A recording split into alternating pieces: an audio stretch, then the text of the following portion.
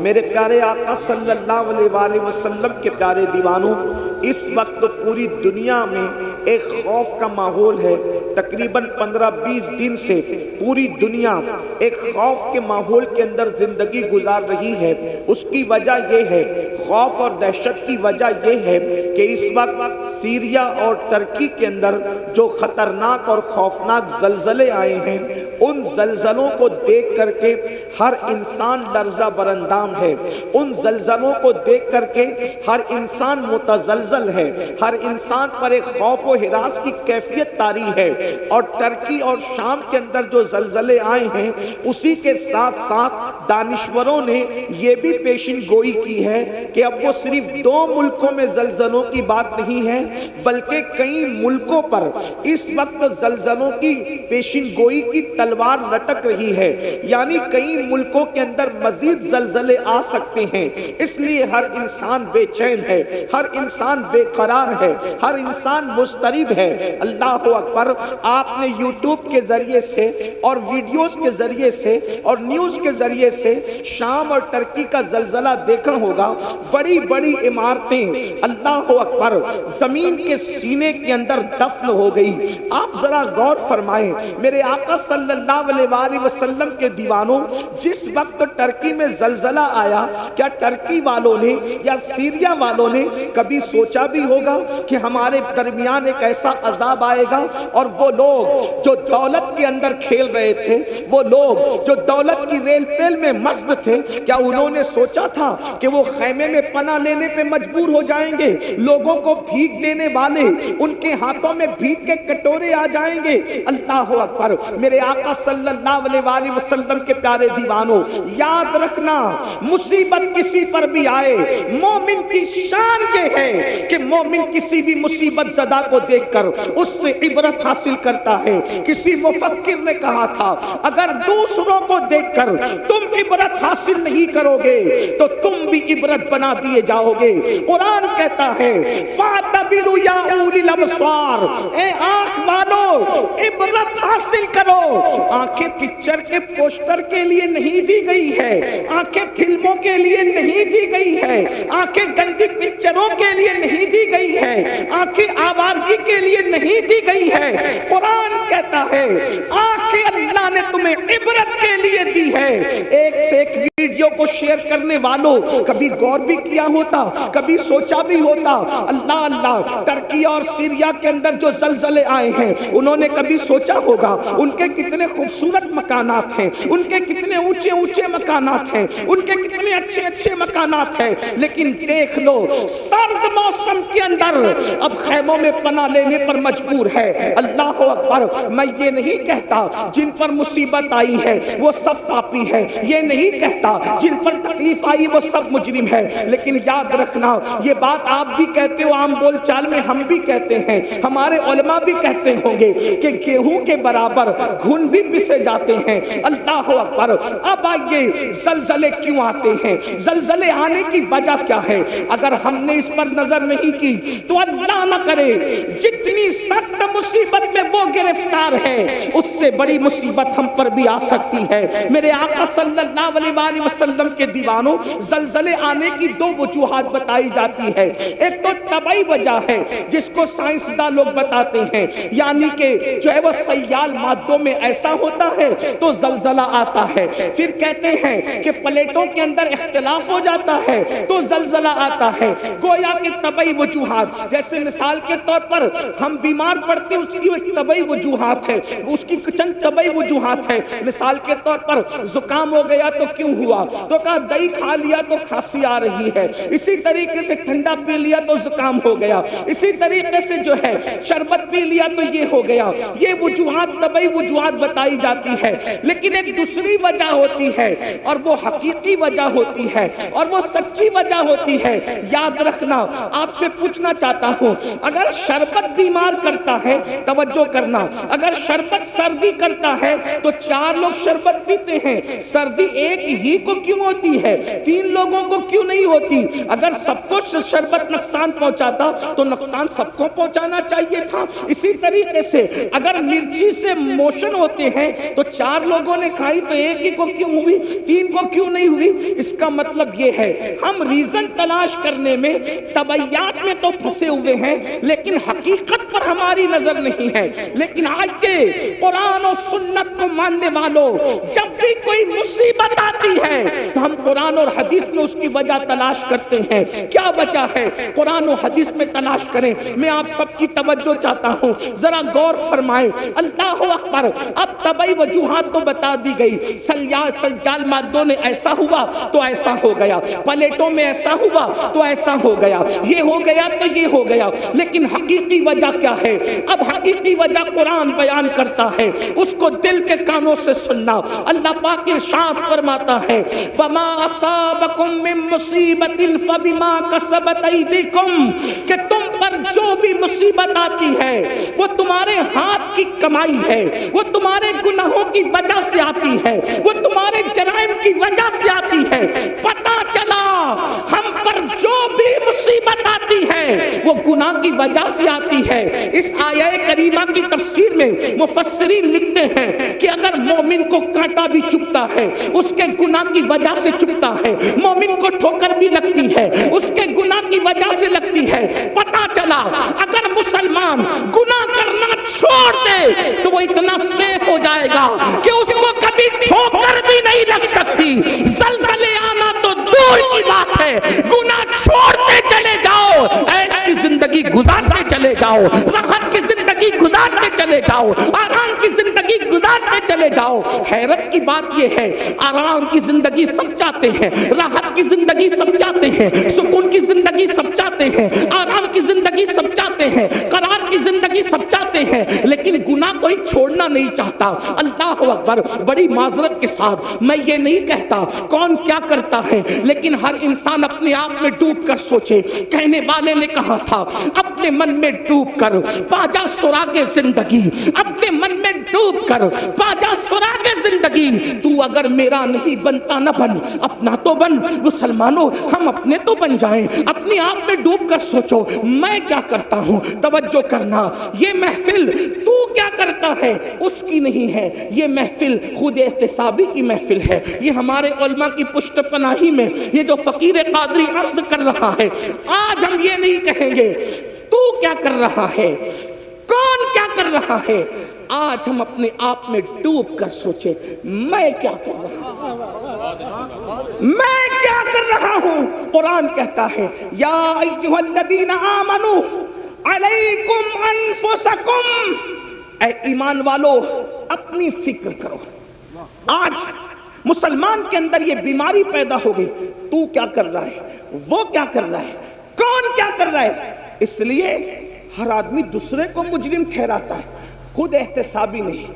ہمارے بزرگوں میں کیا طریقہ تھا، میں کیا کر رہا۔ ایک مرتبہ سلطان العارفین حضرت بایزید بسطامی کے دور میں بارش بند ہو گئی، بارش بند ہو گئی۔ لوگوں نے کہا بارش بند ہو گئی، چلو سلطان العارفین بایزید کے پاس۔ یہ بایزید کون؟ سید الطائفہ، طاؤس العلماء۔ حضرت جنید بغدادی فرماتے ہیں جو مرتبہ فرشتوں میں جبریل امین کا ہے، وہ ولیوں کی کائنات میں اللہ نے سید السلطان العارفین حضرت بایزید بسطامی کو مقام عطا فرمایا۔ جیسے فرشتوں میں جبریل ویسے ولیوں میں بایزید بسطامی۔ یہ بات جنید بغدادی نے اس وقت کہی، ابھی سرکار غوث پاک کی آمد نہیں ہوئی تھی، ان کی آمد سے پہلے یہ بات کہی گئی۔ آپ سے پوچھتا ہوں جو ولیوں میں جبریل کی طرح ہے، جیسے فرشتوں میں جبریل ویسے سلطان العارفین بایزید ولیوں میں ہیں، ایسی ہستی کے پاس لوگ آ کے کہتے ہیں بارش بند ہو گئی۔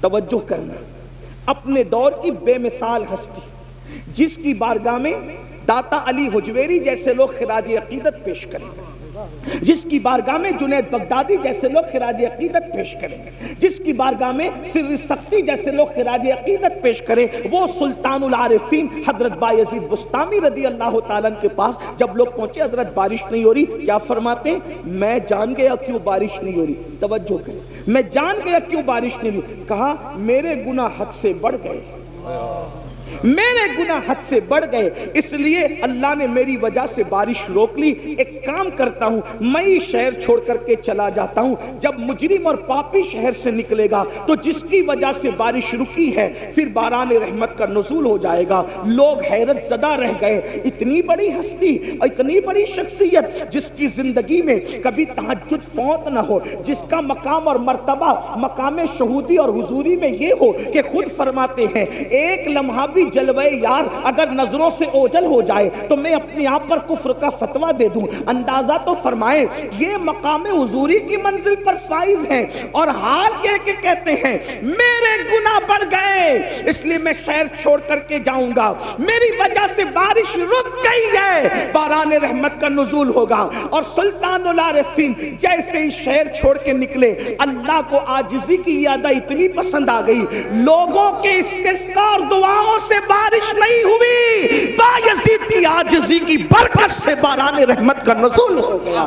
حیرت کی بات یہ ہے جو گناہگار نہیں تھے، جو مجرم نہیں تھے، وہ اپنے آپ کو گنہگار سمجھتے تھے، اور یہاں حال یہ ہے جو کبھی اٹھ کر کے مسجد بھی نہیں جاتے ان کو یہ غرور اور گھمنڈ ہے کہ مولانا ہم جنت میں نہ جائیں گے تو کون جائے گا، جن کا حال یہ ہے کہ وہ کھڑے ہو کر استنجا کرتے ہیں تو 3 دن تک کے غسل نہیں کرتے، ناپاکی کی حالت میں زندگی گزارتے ہیں، جو غسل جنابت کے حوالے سے اتنے غافل ہیں کہ 3-4 دن ناپاک پڑے رہتے ہیں، ان کو بھی یہ گھمنڈ ہے کہ مولانا ہم جنت میں نہ جائیں گے تو کون جائے گا۔ آؤ ترکی اور سیریا کے زلزلے کے تناظر میں ہم دیکھیں زلزلے کیوں آتے ہیں، اس کے آنے کی وجہ کیا ہے، تو ہم حدیث میں تلاش کرتے ہیں۔ امام اہل سنت نے بھی جو وہ روایت لکھی ہے فتاوی رضویہ شریف کے اندر، پہلے وہ کوٹ کر دوں اس کے بعد آگے بڑھتے ہیں۔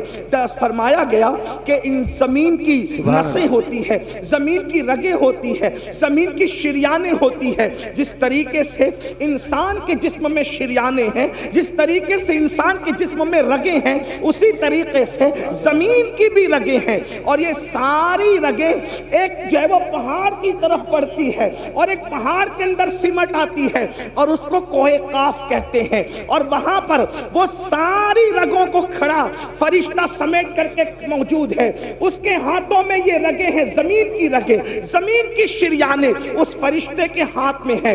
جب بھی کسی زمین کے خطے پر، جب بھی کسی زمین کے حصے پر ظلم ہوتا ہے، پاپ ہوتے ہیں، جرائم ہوتے ہیں، زنا اور بدکاری ہوتی ہے، شراب عام ہو جاتا ہے، سود عام ہو جاتا ہے، اللہ کی نافرمانی عام ہو جاتی ہے، زمین کے جس حصے پر گناہ اور جرائم عام ہو جاتے ہیں، پھر قدرت کی طرف سے حکم ہوتا ہے زمین کی اس رگ کو پکڑ کر کے حرکت دے دو، تاکہ لوگوں کو پتا چل جائے کہ اللہ سونے سے بھی پاک ہے، اللہ اونگنے سے بھی پاک ہے، اللہ تمہارے جرائم سے بے خبر نہیں ہے، اللہ تمہارے گناہوں سے بے خبر نہیں ہے، وہ تم سب کو دیکھ رہا ہے۔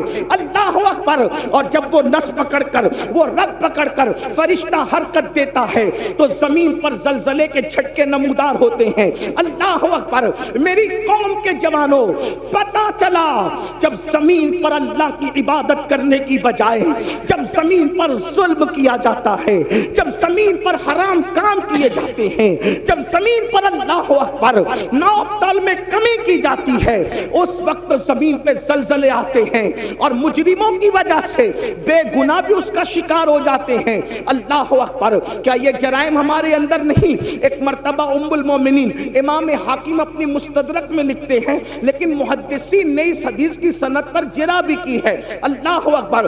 بعض محدثین نے جرح کی، امام حاکم نے اس کو صحیح کہا، لیکن میں امام حاکم کی جو ہے وہ صحت کی بات کو سامنے رکھ کر بالکل نصیحت کے طور پر یہ بات پیش کرتا ہوں۔ ایک مرتبہ ایک جوان ام المومنین سیدہ عائشہ صدیقہ کے پاس آیا۔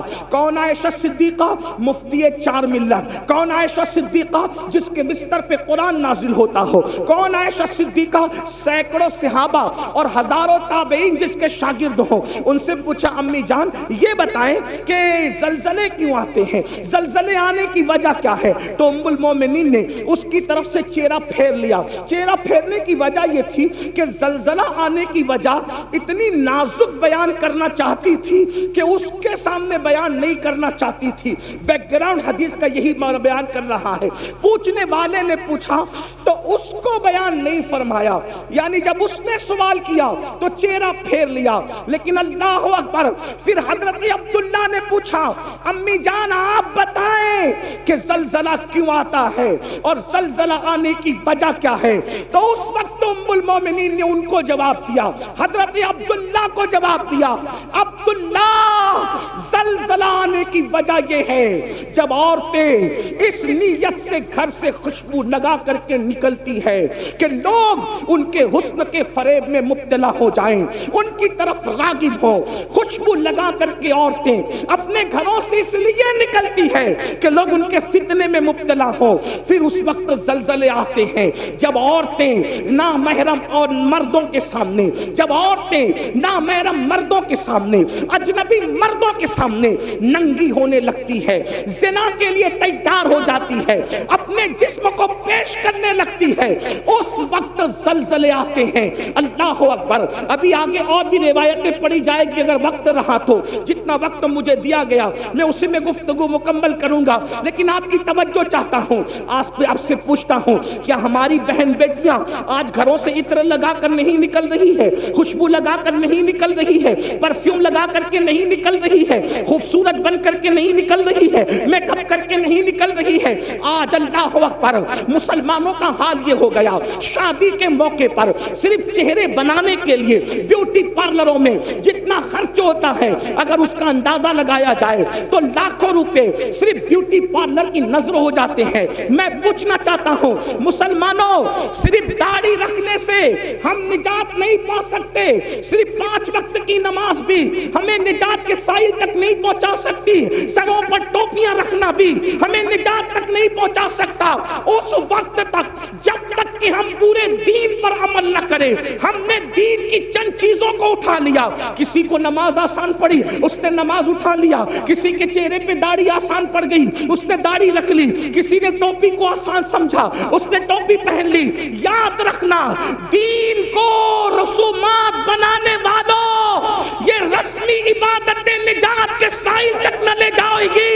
میرے نبی نے فرمایا وَالْعَاقِبَةُ لِلْمُتَّقِينَ، نعرہ تکبیر، آخرت صرف پرہیزگاروں کے لیے ہے، آخرت متقیوں کے لیے ہے، بلکہ یہاں تک فرمایا جو لوگوں کے سامنے ٹوپیاں پہنے، نمازیں پڑھیں، روزے رکھے، نیک عمل کرے، اور جو تنہائی کے اندر پاپ اور گناہ کرے، اللہ ان کی عبادتوں کو ان کے منہ پہ مار دے گا۔ خدا کو ایسی عبادتوں کی کوئی حاجت نہیں ہے، میرا اللہ حاجت اور ضرورت سے پاک ہے، اسے کسی کی عبادت کی ضرورت نہیں ہے، وہ بے نیاز ہے۔ مسلمانوں بتاؤ تو صحیح، اللہ اکبر، ہماری بیٹیاں بیوٹی پارلروں میں جائیں، ہماری بیٹیاں خوشبو لگائیں، ہماری بیٹیاں اجنبی مردوں کے سامنے ننگی ہو جائیں۔ اب کچھ لوگ سوچتے ہوں گے کہ یہ مولوی یہ بات کیوں کر رہا ہے کہ بیٹیاں ننگی ہو جائیں۔ میں کہتا ہوں صرف کپڑا اتارنا ہی ننگا پن نہیں ہے۔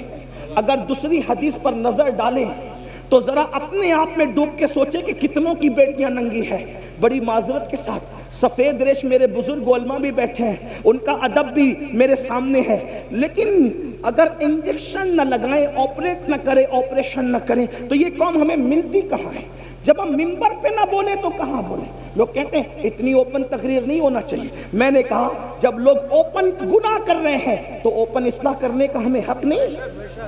جو قوم گناہ کرنے میں اوپن ہو گئی تو کیا ہم اس قوم کو آئینہ نہیں بتا سکتے؟ اور اللہ نیتوں کو جانتا ہے، فحش بات کرنے کی ہماری عادت نہیں، اللہ نیتوں کو جانتا ہے۔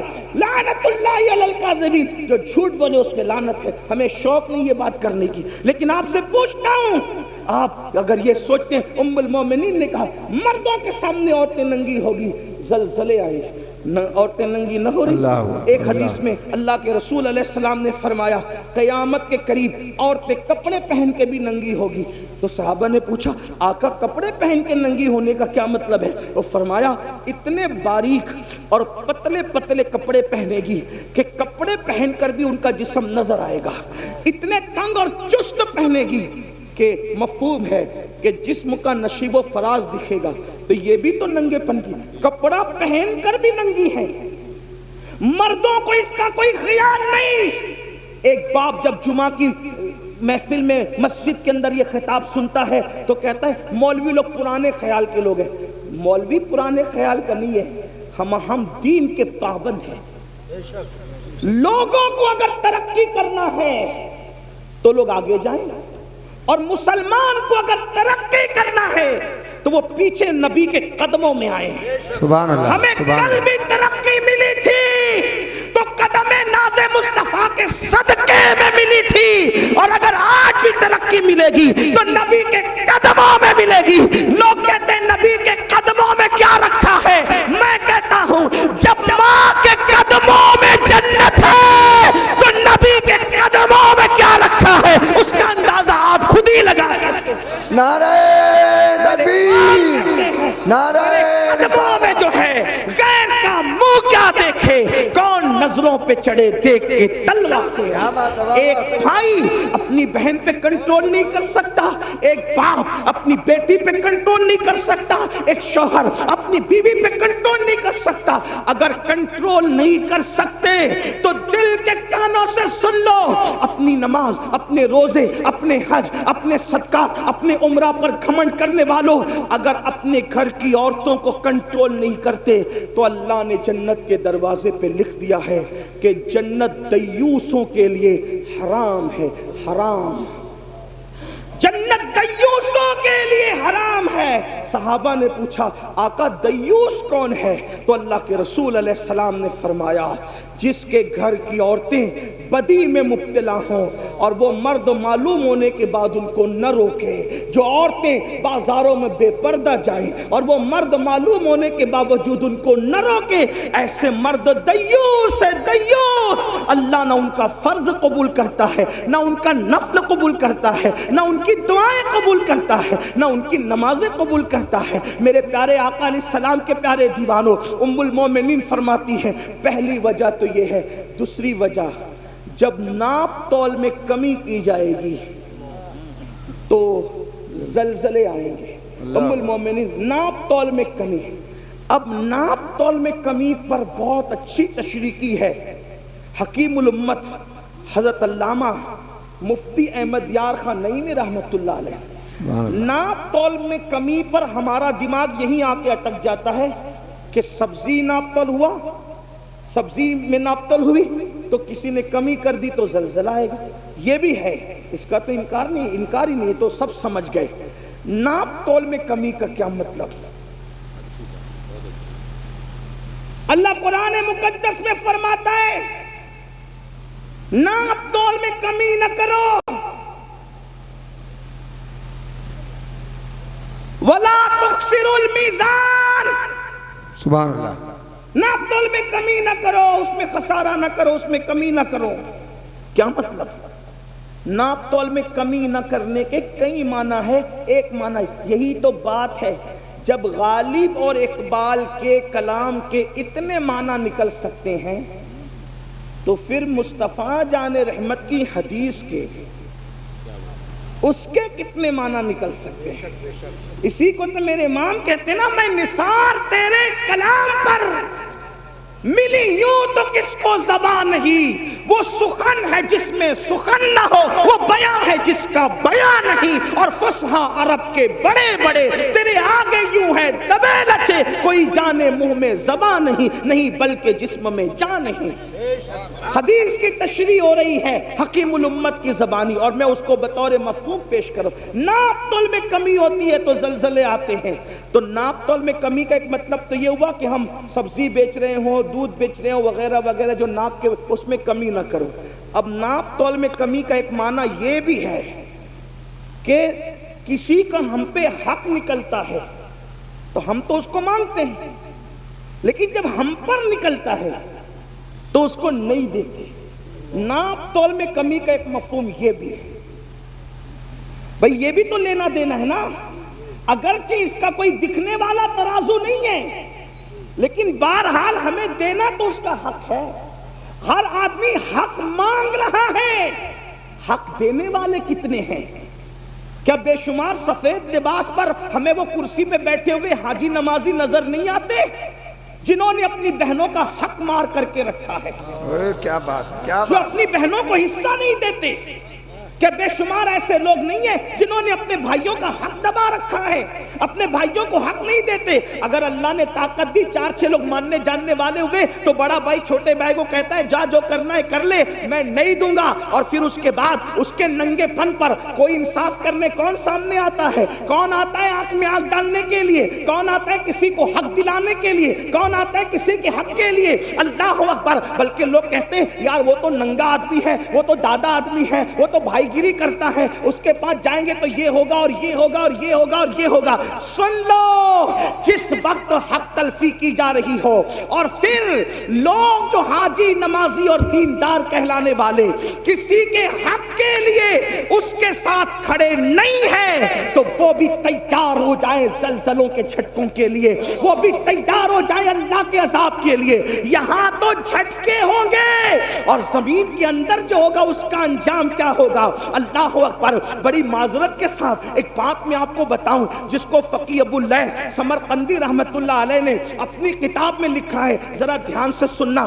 آج ہم ہر سال عمرہ کے لیے جا رہے، اللہ مبارک کرے. حج کے لیے بھی جا رہے ہیں، مسجد کے متولی بھی بن گئے. 50-50 ہزار 5-5 لاکھ مدرسوں کے اندر چندے بھی لکھانے، بہت اچھی بات ہے. لیکن بہن کو حصہ نہیں دے رہے ہیں اور بہن بھانجوں سے لڑ رہے ہیں. آپ جانتے ہیں، آئیے ذرا سنیے اور دل کے کانوں سے سنیے بہن کی حق تلفی کرنے کا انجام کیا ہے. میں نے حوالہ پڑھ دیا، جس کو رجوع کرنا اس طرف کرے، اور میں اس کو اپنے الفاظ کے جامع میں پڑھنے لگا ہوں. اللہ اکبر. آج جانتے ہیں اللہ اللہ یہ جو رسومات ہے، دراصل جب شادی ہوتی ہے تو جہیز لوگ اس لیے بھی مانگ لیتے ہیں کہ یہ لوگ کے یہاں تو حصہ دینے کا رواج ہی نہیں ہے، حصہ ملے گا نہیں، اس لیے جتنی بھیک مانگنا ہے مانگ لو. اور آپ کو ایک بات بتاؤں، جب سے یہ جہیز مانگنے کا مطالبہ ہم نے شروع کیا ہے اور ہمارے سماج میں شروع ہوا ہے، ایک بات تو آپ کو بتاؤں، ہمارے مذہب میں تو کفن مانگنے کی بھی اجازت نہیں ہے. توجہ کریں، ہمارے مذہب میں تو کفن مانگنے کی بھی اجازت نہیں ہے. آخر وہ کون سے سنی اور کیسے مسلمان ہے کہ جو جہیز مانگنے کے لیے نکلے ہیں؟ ہمارے مذہب کا حال تو یہ ہے، اگر ایک چادر پرانی گھر میں پڑی ہوئی ہے اور اللہ اکبر باپ مر گیا ہے تو اسلامی غیرت کہتی ہے 3 مسنون کفن کی ضرورت نہیں ہے. اگر ایک ہی پرانی چادر تیرے پاس موجود ہے تو اپنی غیرت کا سودا کسی کے دروازے پہ مت کرنا. ایک ہی چادر میں لپیٹ کر غیرت کے ساتھ اپنے باپ کو دفن کر دینا. اب بھی تجھے بھیک مانگنے کی اجازت نہیں.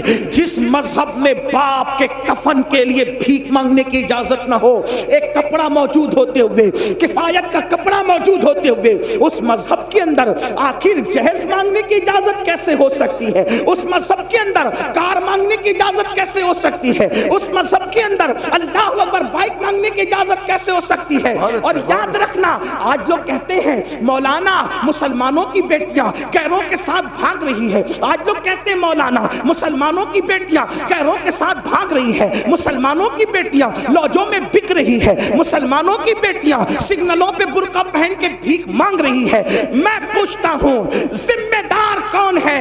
بڑی معذرت کے ساتھ جو یا کہ غیرت مند مسلمانوں، اگر تمہارے دلوں میں عشق مصطفیٰ ہے، اگر تمہارے دلوں میں محبت رسول ہے، اگر تمہارے دلوں میں الفت رسول ہے، اس عشق مصطفیٰ کا واسطہ دے کر پوچھنا چاہتا ہوں، بیٹیاں لوجوں میں کیوں بک رہی ہے؟ بیٹیاں سگنلوں پہ بھیک کیوں مانگ رہی ہے؟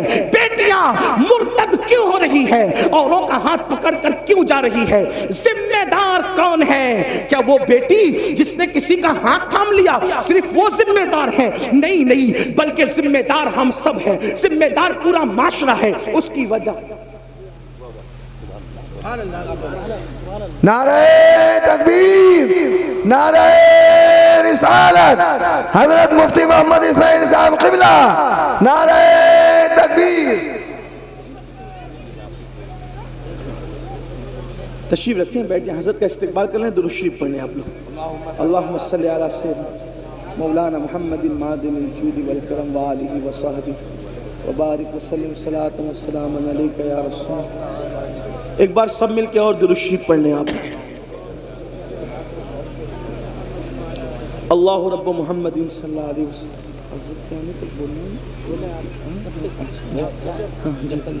بڑی نوازش.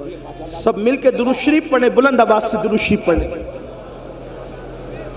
آپ سے گزارش ہے کہ اگر آپ ڈسٹرب نہیں کریں تو بڑی نوازش آپ سب کی بڑی نوازش. ایک بار آپ سب بھی درود شریف. حضرات آپ دیکھ رہے ہیں کہ اللہم صلی علی سیدنا و مولانا محمد معدن الجود والکرم. ڈاکٹر شفیق الرحمان بخش صاحب ایم پی سنبل تشریف لے آئے ہیں. ایک بار پھر درود شریف پڑھنے آپ. اللہ رب محمد صلی اللہ علیہ وسلم نحن عباد محمد صلی اللہ علیہ وسلم صلاۃ و سلام علیکم. میں گفتگو شروع کر دوں پھر سے؟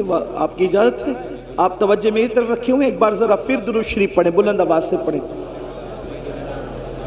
اللہم صلی علی سیدنا و مولانا محمد معدن الجود والکرم وآلہ وصحبہ وبارک وسلم صلاۃ و سلام علیک یا رسول اللہ صلی اللہ علیہ وآلہ وسلم.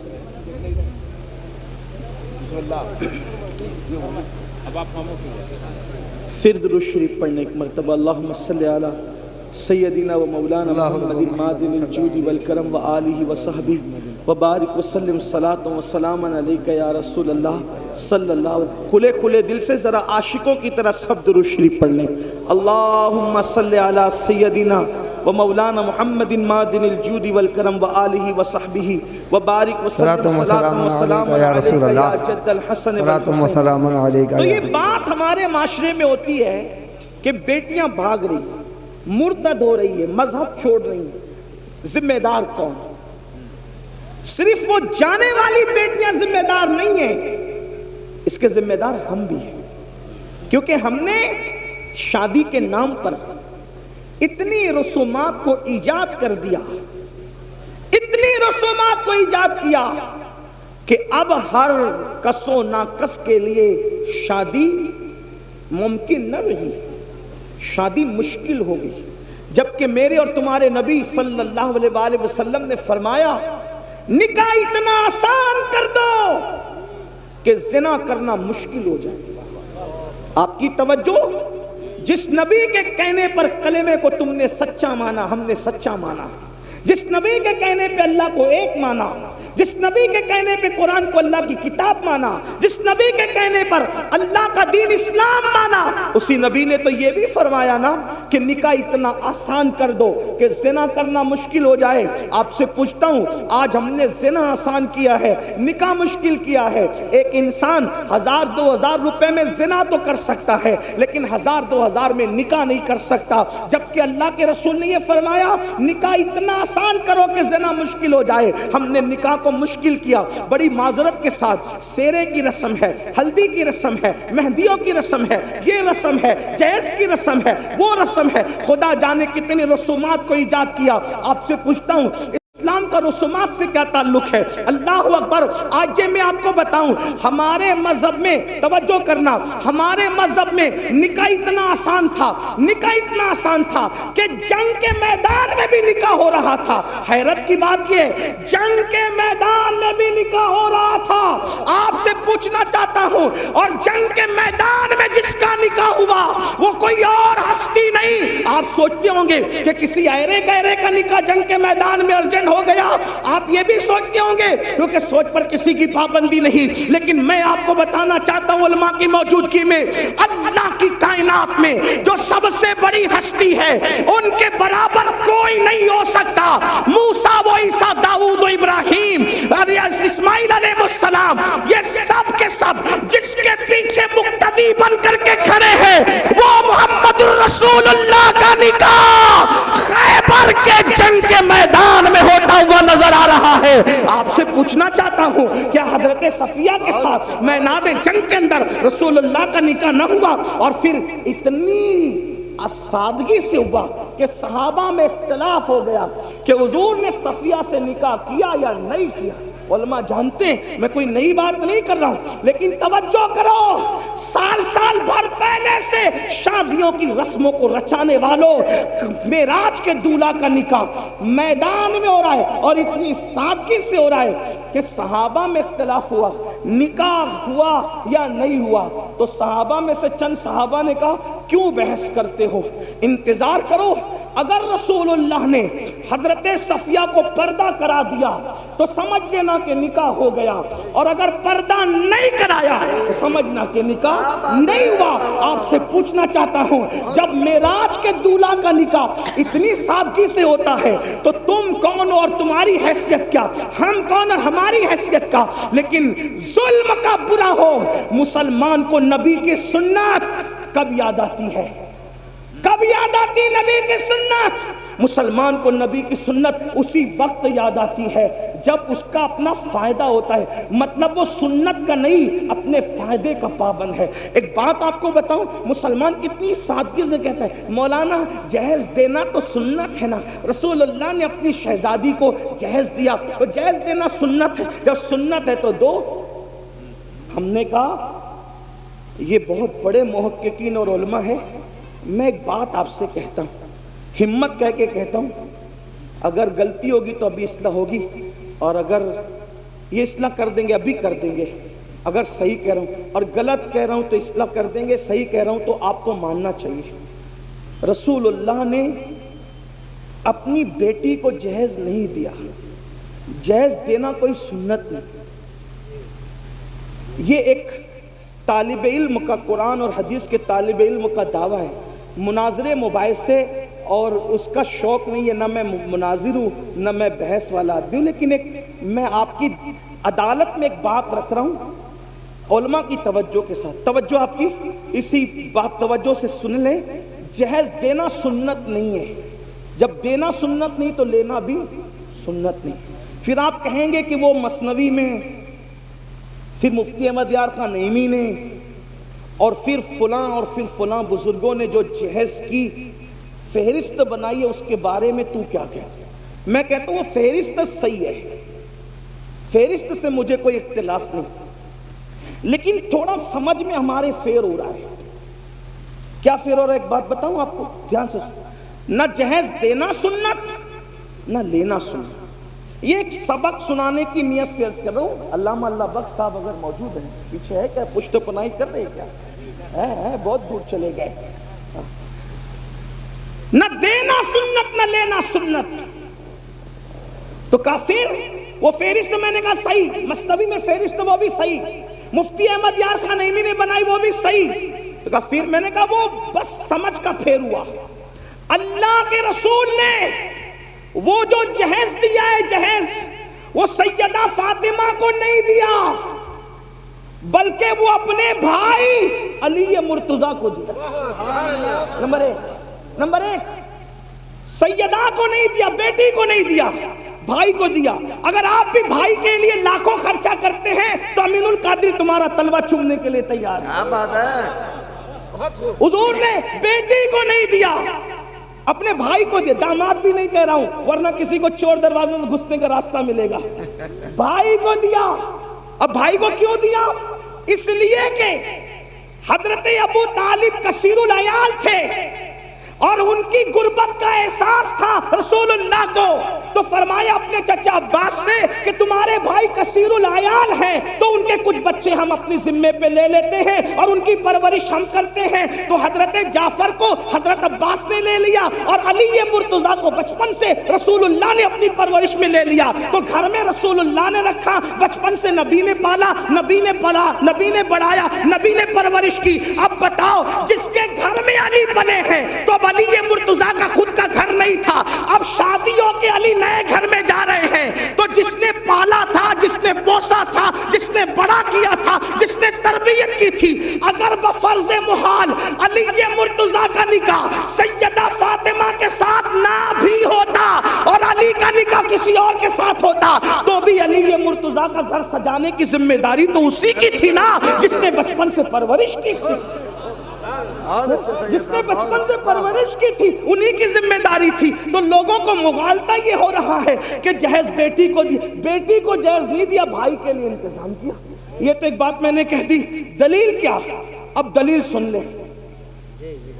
ایک کھجور, توجہ, ایک کھجور کسی ماں یا باپ کے پاس آئے اور وہ 2 بچوں میں برابر برابر تقسیم نہ کرے, تو اللہ کے رسول فرماتے ہیں کھجور کی غلط تقسیم کرنے پر بھی اللہ کو جواب دینا پڑے گا. بچوں کے ساتھ برابری کا یہ حق ہے. اس کو ایک مرتبہ بوسہ لیا تو دوسرے بچے کا حق ہے کہ اس کو بھی ایک بار لے لے. جو مذہب بوسہ لینے میں برابری دیتا ہو بچوں کے لیے, تو اب سنیں, میرے نبی کی ایک بیٹی تو نہ تھی نا. ہمارے عقیدے میں, اہل سنت کے عقیدے میں نبی کی کتنی شہزادیاں ہیں؟ 4. کتنی ہیں؟ 4. جو مل کے بولے کتنی ہیں؟ 4. اور 4 مانو, کیونکہ دوسرے ہیں جن کو 4 ہضم نہیں ہوتی. کچھ ایسے ہیں جن کو 4 سے ہی نفرت ہے. جی جی سبحان اللہ. نہ 4 خلفاء مانتے ہیں, نہ 4 شہزادیاں مانتے ہیں, انہیں تکلیف ہے اور وہ پورا زور لگا رہے ہیں ایک ہے ایک ہے ایک ہے. ہم نے کہا 4 ہیں, ہمارے پاس قرآن سے دلیل. ہمارے پاس دلیل کہاں سے؟ علماء موجود ہے. یہ ابن کثیر نے کہا اور یہ اس نے کہا اور اس نے کہا, میں نے کہا جب قرآن کہہ دے تو پھر کوئی کثیر نہیں, کوئی کامل نہیں, کچھ نہیں. جس کی بات قرآن سے ٹکرائے گی, اگرچہ وہ ہمارا سب سے بڑا امام کہلائے, پھر بھی ہم اس کی بات نہیں مانیں گے, کیونکہ قرآن, صاحب قرآن ہمارے لیے پہلے نمبر پر ہے. صحیح بات ہے, یہی تو ہے نا. ہمارے امام نے جب اعلان کیا کہ میرا کوئی قول حدیث صحیح سے ٹکرا جائے اسے چھوڑ دیا جائے, یہی ہے ہمارا اصول. اب قرآن کیا کہتا ہے؟ یا ایھا النبی. توجہ, قرآن کہہ رہا ہے جو نبی کی 4 بیٹیاں نہیں مانتے نا, ان کی طرف توجہ دلانا چاہتا ہوں. یا ایھا النبی, اے نبی, قل لازواجک وبناتک ونساء المؤمنین. اے محبوب آپ فرما دیں, اے نبی آپ کہہ دیں, کس سے؟ لازواجک, اپنی بیویوں سے, وبناتک, اپنی بیٹیوں سے. چھوٹا سا بھی عربی کا طالب علم ہو تو وہ جانتا ہے عربی زبان کی بلاغت اور وسعت یہ ہے کہ عربی کے ہاں واحد جمع نہیں ہے صرف, بلکہ واحد ہے, تثنیہ ہے, پھر جمع قلت ہے, جمع کثرت ہے. صحیح.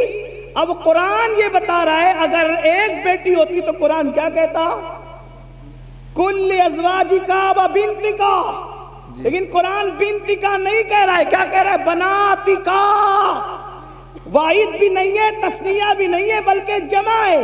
اب اگر اس کو جمع قلت بھی مان لیا جائے تو کم سے کم 3 ماننا پڑے گا. آپ کم سے کم تو آپ کو 3 ماننا پڑے گا. 3 سے کم پر تمہاری جان نہیں چھوٹ سکتی. اس سے پتا چلا جب قرآن نے کہہ دیا وَبَنَاتِكَ, آپ اپنی بیٹیوں کو حکم دے تو ماننا پڑے گا نبی کی 1 نہیں تھی بلکہ نبی کی 3 سے زائد بیٹیاں.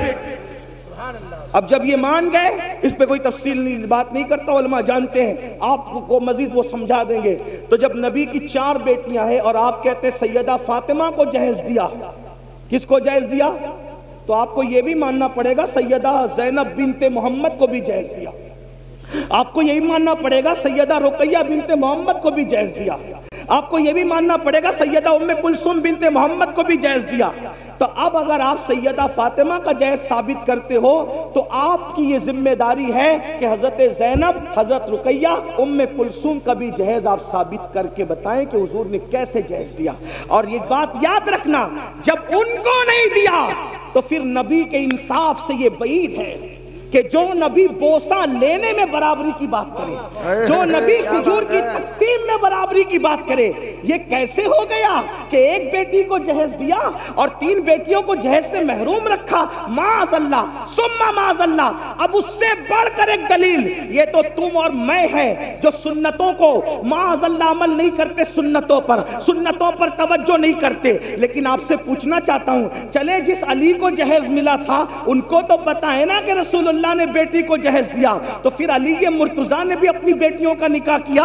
حضرت علی مرتضیٰ کی بھی بیٹی ہے, حضرت زینب بنت علی, حضرت رقیہ بنت علی, حضرت ام کلثوم بنت علی. مولا علی کی ایک بیٹی نہیں ہے, مولائے کائنات کی تو کم سے کم 7 اور 9 بیٹیاں بتائی جاتی ہے. تو جس علی نے نکاح کے وقت اپنے سسر سے جہیز لیا اپنی بیوی کی شکل میں, اپنی بیوی کے جہیز کی شکل میں, تو آپ سے پوچھتا ہوں اس علی مرتضیٰ نے جب جہیز لیا تو اپنی کس بیٹی کی شادی پر انہوں نے جہیز دیا, یہ بھی آپ کو ثابت کرنا پڑے گا. اور دوسری بات, وہ صدیق اکبر افضل البشر بعد الانبیاء بالتحقیق ابو بکر صدیق, وہ عبداللہ ابن عمر جو مسکرانے کی بھی سنت ترک نہیں کرتے تھے. ایک مرتبہ مسکران ایک صحابی, کسی نے پوچھا کیوں ہنس رہے ہو, کہا مجھے بھی نہیں پتا کیوں ہنس رہا ہوں, یہاں کھڑے رہ کر میرے یار نے مسکرایا ہے بس میں بھی مسکرا رہا ہوں. حضرت عبداللہ ابن عمر اپنی امامے کے شملے کو درخت سے الجھا رہے ہیں. کسی نے کہا یہ کیا بچپنے کی حرکت ہے, وہ فرمایا بچپنے کی حرکت لوگوں کو لگا کرے, دراصل ایک سفر میں نبی کے ساتھ تھا, نبی کا شملہ درخت سے الجھ گیا, میرا نہیں الجھتا اس لیے الجھا کر کے اس سنت پر عمل کر رہا ہوں. آپ سے پوچھنا چاہتا ہوں جو مسکرانے کی سنت نہ چھوڑے, جو ہڈی چوسنے کی سنت نہ چھوڑے, جو اللہ اکبر, جو درخت سے شملہ الجھانے کی سنت نہ چھوڑے, ارے وہ سب تو اپنی جگہ رسول اللہ نے جو کام کلی کیے بغیر کیا وہ بھی کلی کیے بغیر کر کے وہ کام اس سنت پر عمل کرتے نظر آ رہے ہیں. آپ سے پوچھنا چاہتا ہوں وہ اتنے سنتوں کے پابند تھے, انہوں نے تو یہ بات کہی ہوتی کیا 1450 سال کے بعد ہندوستان میں یو پی والوں کو یہ سنت سمجھ میں آئی, بہار والوں کو یہ سنت سمجھ میں آئی, بنگال والوں کو یہ سنت سمجھ میں آئی؟ ابو بکر صدیق سیدہ فاطمہ کے نکاح رخصتی کے چشمدید گواہ ہے. اگر انہوں نے جہیز دیتے ہوئے رسول اللہ کو دیتا دیکھا ہوتا تو صدیق اکبر بھی تو اپنی بیٹی کو جہیز دیتے. صدیق اکبر نے جہیز نہیں دیا, فاروق اعظم نے جہیز نہیں دیا, عثمان غنی جیسے غنی اور مالدار نے جہیز نہیں دیا, اور آپ کہتے ہیں جہیز دینا سنت ہے. یہ ذمہ داری تو میرے ان محقق بھائیوں کے سر پر ہے جو ہم پر مسلط کرنے کے جہیز دینا سنت. محقق سے مراد علماء نہیں ہے, محقق سے مراد یہ ہوٹل پہ بیٹھے ہوئے لوگ ہیں جو بغیر علم کے فتوی, علماء نے تو کبھی تائید کی ہی نہیں. ارے کیا